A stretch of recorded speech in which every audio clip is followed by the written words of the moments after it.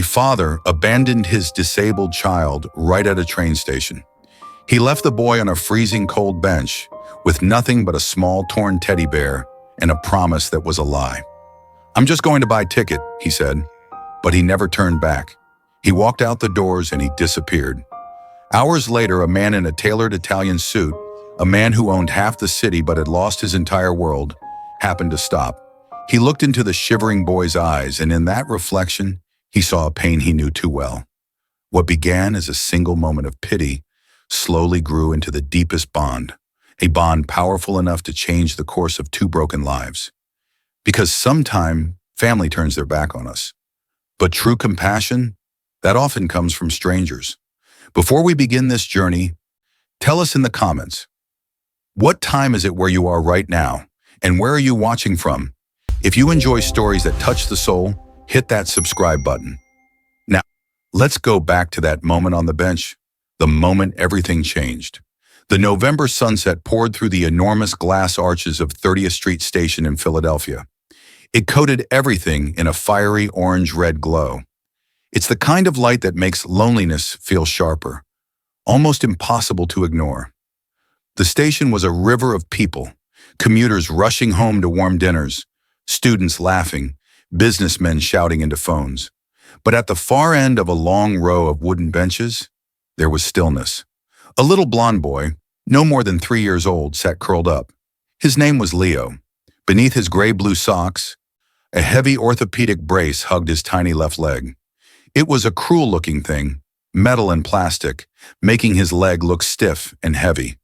But Leo wasn't looking at his leg. He was clutching a small brown teddy bear with both arms. He held it so tight his knuckles were white. He stared at the giant departure board, watching the letters flip and change. Click, click, click. Every few minutes, he would whisper to the bear, his voice trembling just a little. "Daddy will come back soon, bear. He's just getting the tickets for the big train." Leo didn't know. He couldn't know.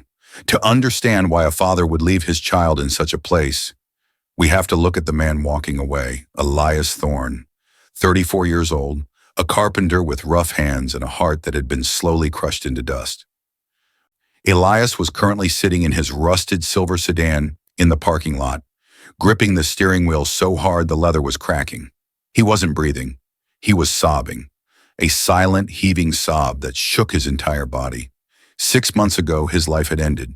His wife, Sarah, the love of his life, the woman who made their small house a home, had died giving birth to Leo. Complications, a choice. Save the mother or save the baby. Elias had begged the doctors to save Sarah. But Sarah, in her final moments, she whispered, "Save him, Eli. Save our boy." So Leo lived, and Sarah died. But the tragedy didn't end there. Leo was born with cerebral palsy. His leg required surgeries, braces, constant therapy. Elias tried. God knows he tried. He worked double shifts. He sold his tools. He sold Sarah's jewelry. But the bills, they were a monster. $60,000 in debt, an eviction notice taped to his front door this morning, an empty fridge. That morning, Elias had looked at Leo, sleeping in a crib that was too small, shivering because the heat had been cut off, and a dark, twisted thought took root in his mind. "I am killing him," Elias thought. "My poverty is killing him. If I keep him, we starve on the street. If I leave him, maybe someone rich will find him, someone who can fix him."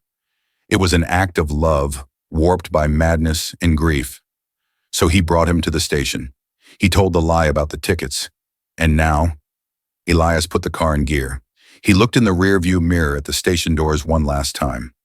"Forgive me, Leo," he whispered. "Please, God, let someone better than me find him." And he drove away, leaving his heart behind on a wooden bench. Night fell over Philadelphia. The fiery sunset faded into a cold steel gray. The station grew colder. Enter Julian Blackwood. At 48 years old, Julian was a ghost in a $3,000 suit. He was handsome, in a sharp, distinguished way, but his eyes were dead.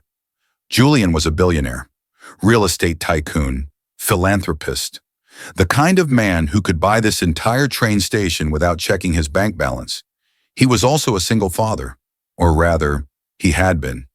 2 years ago, Julian's life was full of noise, video games, basketballs bouncing in the hallway, laughter. His son Toby was 12. Toby was his world. Then came the diagnosis, a rare blood disease, acute, aggressive. Julian had spent millions. He flew in specialists from Switzerland. He built a sterile wing in his mansion. He bargained with God. He offered his entire fortune in exchange for his son's life. But death doesn't take bribes. Toby died on a Tuesday morning. Julian's wife, unable to handle the silence of the house, left 3 months later. "I can't look at you," she had said. "You look too much like him." So Julian was alone. He lived in a 10,000 square foot mansion that echoed. He worked 18 hours a day just so he didn't have to go home. Tonight he was cutting through the station after a board meeting. He was surrounded by his security detail, 2 large men who kept the crowd away. Julian checked his watch. 8:15 p.m. "Just keep moving," he told himself. "Don't look at the families. Don't look at the kids." But fate has a way of grabbing you. As Julian walked past the waiting area, a flash of brown caught his eye. It was the teddy bear. It was missing an eye. It was worn down at the ears, and it looked exactly like the bear Toby used to sleep with. Julian stopped. He froze in the middle of the walkway. "Mr. Blackwood?" his security guard asked. "Is everything all right?" Julian didn't answer. He turned slowly. He looked at the bench, and he saw Leo. The boy was shivering now. The station doors kept opening, letting in the freezing November wind. Leo was curled into a tight ball, trying to cover his legs with his thin jacket. The crowd walked past him. Hundreds of people. They glanced at the disabled boy, looked uncomfortable, and kept walking. Something inside Julian, a wall he had built around his heart 2 years ago, cracked. He waved his security back. "Stay here." Julian walked over. His expensive leather shoes clicked softly on the marble floor. He approached the bench slowly, like he was approaching a frightened animal. He knelt down. For the first time in years, Julian Blackwood knelt on a dirty floor. "Hey there, little man," Julian said softly. His voice was rough, unused to speaking to children. Leo looked up. His eyes were huge, a piercing, intelligent blue. They were red-rimmed from fighting back tears. "Are you the ticket man?" Leo asked, his voice shaking. Julian's heart hammered against his ribs. No, I'm not. My name is Julian. What's your name?" "Leo." "Leo. That's a strong name. Like a lion." Julian glanced at the brace on the boy's leg. Then he looked around the empty area. "Where are your parents, Leo?" "Daddy went to get tickets," Leo said, pointing a trembling finger at the clock. He said we are going on a trip. He said, wait here with Bear." "When did he go, buddy?" "When the sun was big." Julian felt a physical blow to his stomach. When the sun was big, that was 4 hours ago. He looked at the boy. No bags, no food, just a boy and a bear. Julian knew instantly. He knew the look of abandonment. He took off his coat, a cashmere trench coat worth more than most cars, and wrapped it around Leo's shoulders. It swallowed the tiny boy whole. "Is he lost?" Leo whispered, a single tear finally escaping. "Is my daddy lost?" Julian looked into those eyes. He saw Toby. He saw himself. He saw the absolute cruelty of the world and the absolute innocence of it. "I don't know, Leo," Julian whispered, his voice thick, "but I promise you, you are not lost anymore." The next hour was a blur of blue lights and bureaucracy. Julian called the police. He sat next to Leo the entire time, refusing to move. When the officers arrived, they checked the cameras. They saw the silver sedan. They saw the man walk away. Abandonment. Confirmed. Then came the social worker, Mrs. Higgins. She was a kind woman, but she looked exhausted. She carried a clipboard that was overflowing with cases. "Mr. Blackwood," she said, recognizing the billionaire. "Thank you for staying. We'll take him from here." "Where is he going?" Julian asked sharply. He was holding Leo's hand. The boy refused to let go of his finger. "Emergency shelter downtown," she sighed. It's overcrowded tonight, but we have a cot for him." Julian looked at Leo's leg brace. He needs medical attention. He needs comfort. You can't put him in a shelter. We have no choice, sir, until we locate the father or a foster home opens up. He's a ward of the state. Leo looked up at Julian. Are you coming? That question broke him. I want to take him, Julian said. Mrs. Higgins blinked. Excuse me? I want to be his emergency foster placement. Tonight. Right now. Mr. Blackwood, that's not how it works. There are background checks, home inspections, certifications. I am Julian Blackwood, he said, his voice low but commanding. I have a security clearance higher than your director. I have a fully staffed medical wing in my home. Make the call. Get the judge on the phone. I am not leaving this boy here, and I am certainly not letting you take him to a shelter. Money doesn't buy happiness, but it buys speed. By 11 p.m., an emergency order was signed. Julian Blackwood, the grieving billionaire, drove home with a sleeping 3-year-old in the back of his limousine. The mansion was quiet, too quiet.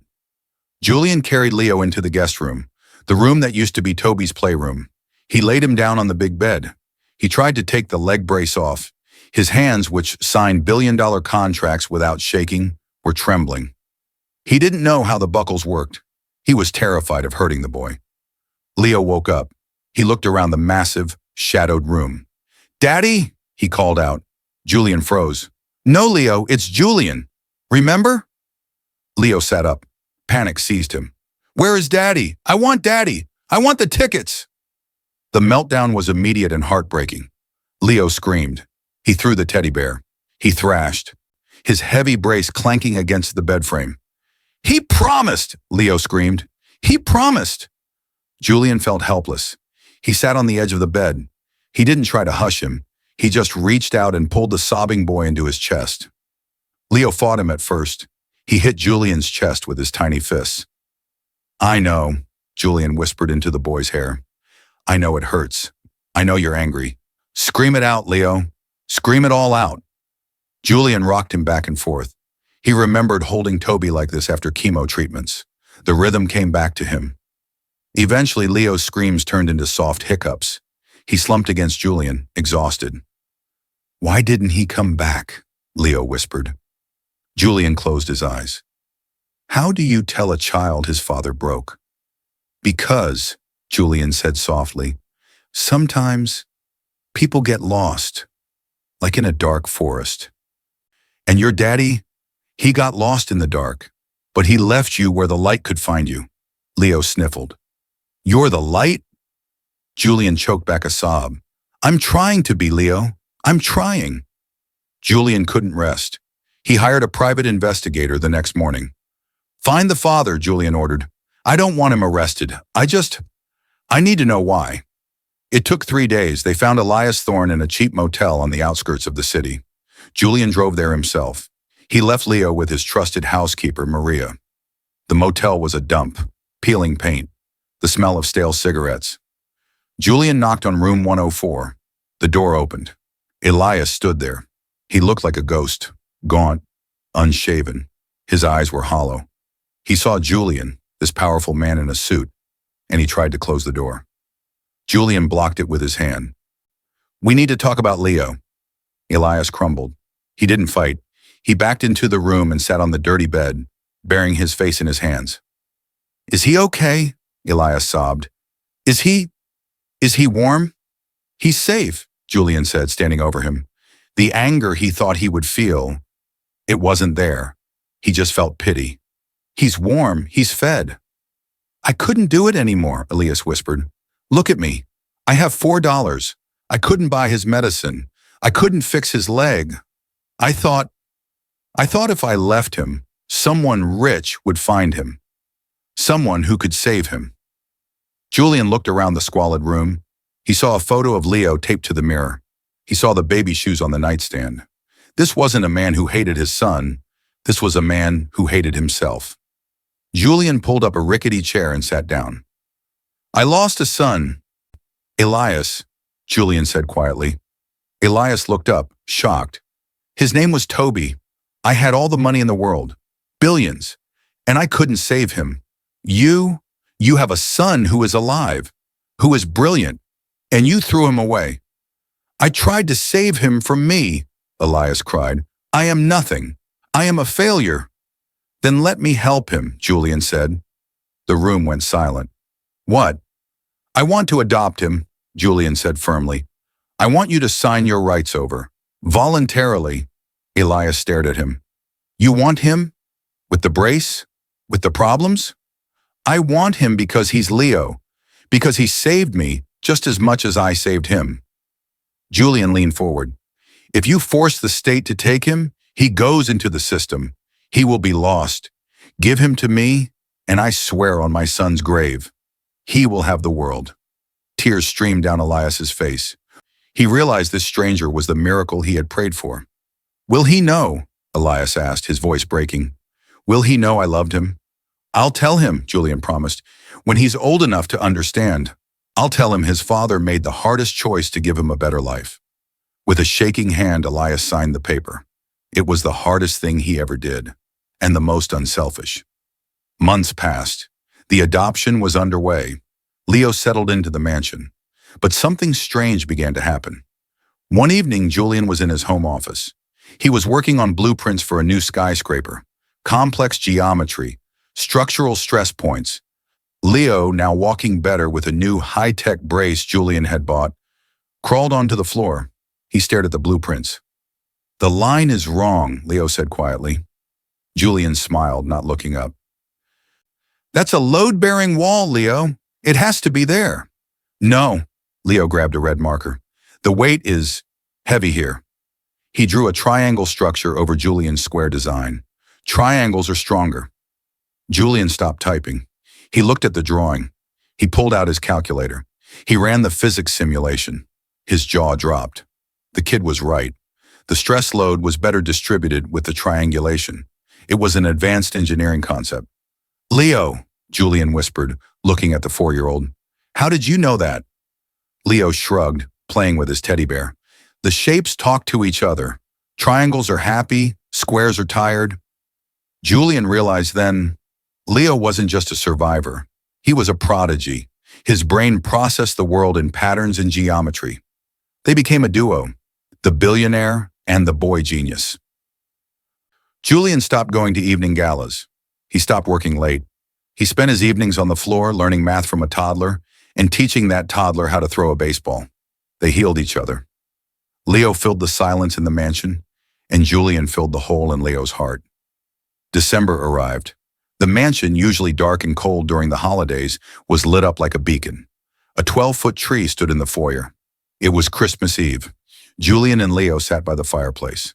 Leo was playing with a specialized tablet, solving coding puzzles meant for high schoolers.